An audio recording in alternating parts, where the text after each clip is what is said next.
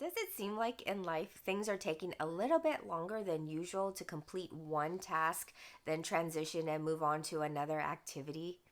And sometimes in life we may look at it and think, well, it's because God is working things out. He works without sleeping nor slumbering, and so I'm just waiting on Him. But maybe it's you that's causing the delay. Welcome to Collective Gifts. I'm Noella and this is Rachel. Hey, everyone. Today we're going to be talking about when things are taking a little bit longer than usual.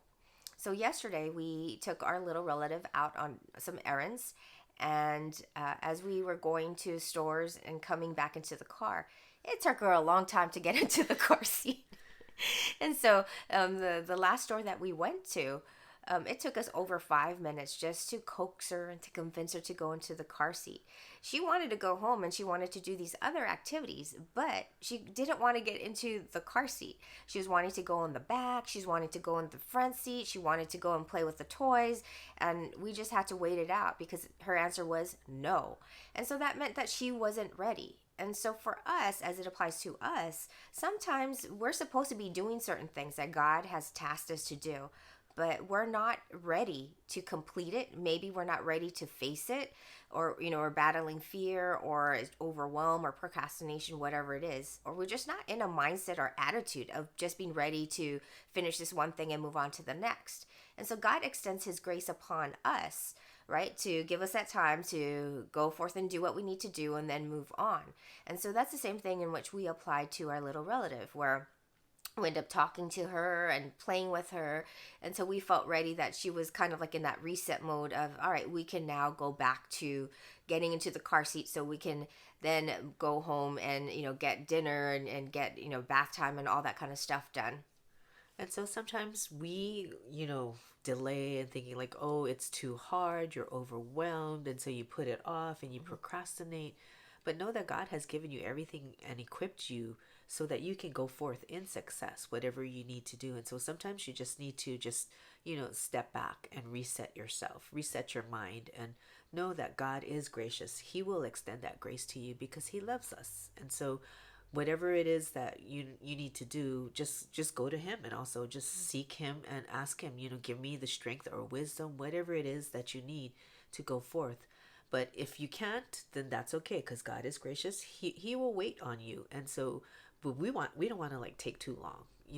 We want to do our part so that God can do His part, and so that we can see our prayers manifest in whatever we want God to accomplish for us.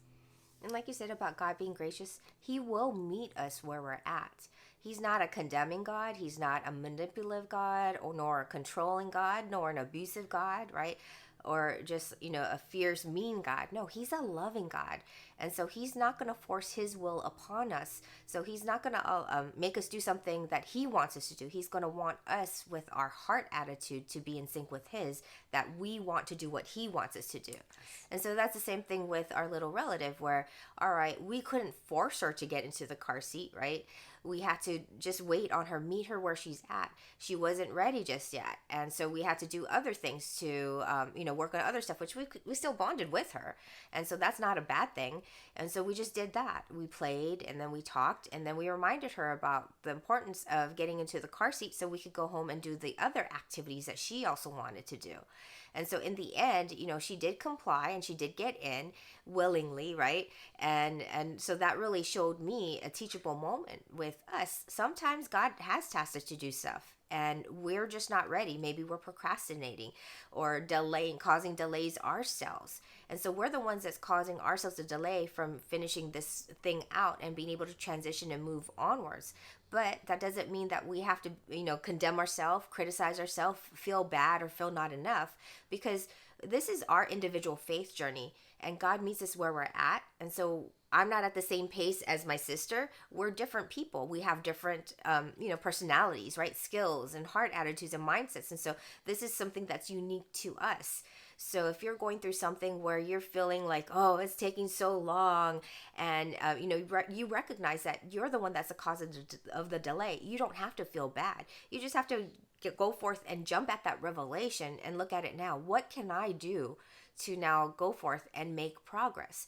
Because the more progress we make, right, the more strides we make forward, we go forth in progression. Whereas if we just stay at a standstill, we're not going to go anywhere, and we truly are causing the delay. So we hope that this ministered to you, and you'll be able to search your heart and what's going on in your life and see if there's anything you need to work on to no more be the delay and allow God to work in you and through you. So thank you for joining us. God bless you, and we will see you again soon. And until then, Shalom. shalom.